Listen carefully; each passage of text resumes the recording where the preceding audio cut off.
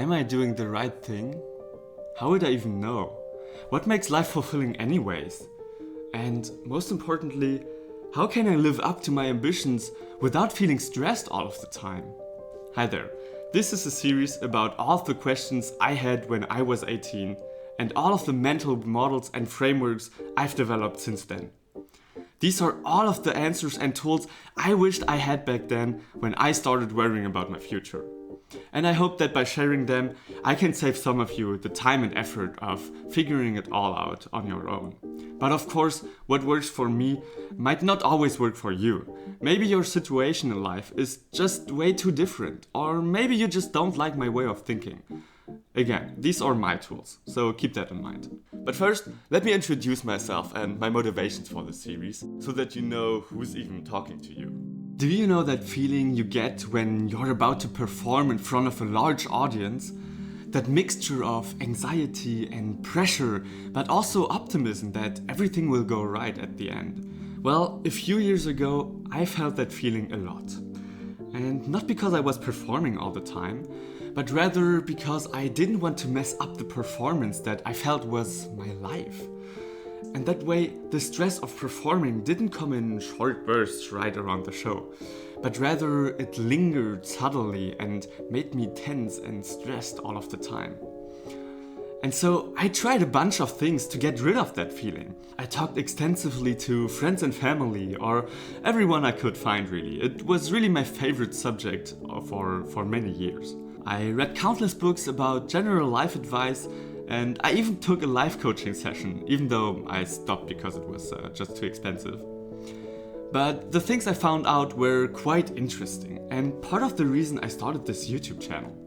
And I want to explain this in more detail.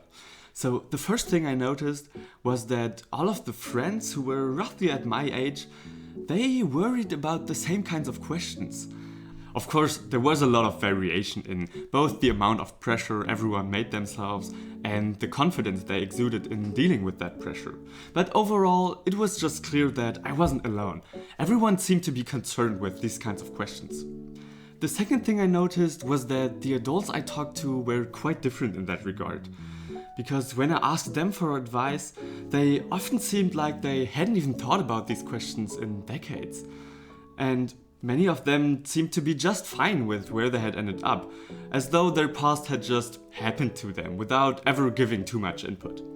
And although this seems comforting on the surface because it suggests that life tends to work out itself, for me it smelled a bit like survivorship bias. I mean, what about the homeless people, or the drug addicts, or the unhappy people? Didn't they also just let their life happen to them? What did the adults I talked to make differently than the ones who, lost in society? I really felt like talking to my friends about this often gave me more insight because with them I really could explore this topic together. And now the third and final thing I noticed came from the books I read. Because although they were full of great advice, it never felt like it was really meant for me. I mean, if the book was something along the line of finding a great career, they always assumed that you already had lived through one that you somehow didn't like anymore and taught you how to transform all the things that you learned into a profitable passion or something like that.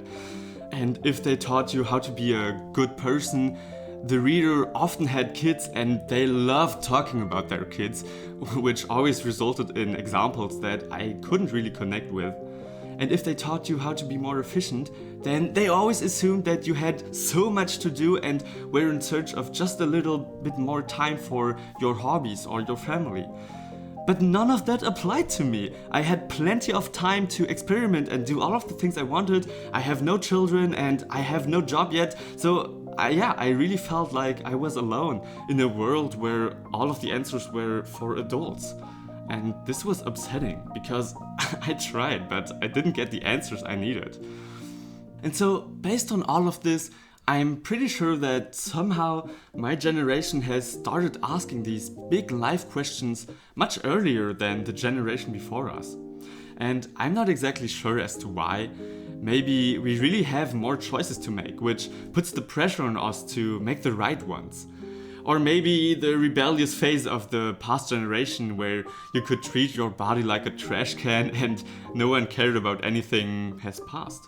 At least that's what Mark Manson suggests in his podcasts. I wasn't really there to confirm myself, but let me know in the comments what you think of that theory. But either way, I really think it is becoming cool again to take care of your body and wanting to live up to one's potential. But the problem still remains. If you're a young person and maybe the first one in your environment worrying about your future, then I don't really know of a great place to get it. And I'm not suggesting that I have all of the answers. I mean, that would be far from the truth. I really have much to learn like everyone else. But I am really in a much better place than I was 3 years ago when I started asking these questions. And so I want to take everything I learned from the adult advice and repackage it for younger people like myself. Okay, so what are we gonna cover in this series? Well, I have come prepared with 2 models that I want to share with you over the next videos. The first one is more general and it will give us a nice overview about this entire topics and entangle all of the different words like purpose, fulfillment and self-actualization, so that by the time we get to the second model, which is the real meat of the series if you will, we already have a framework in our head to place this model inside. Because the second model really lives inside the first one. And together they encompass everything I learned in order to feel fulfilled in our modern Western society. So in the next video, I will introduce you to the first model, and if you have any questions, I would be glad to answer them in the comments. But anyway, I hope I see you in the next one. Bye!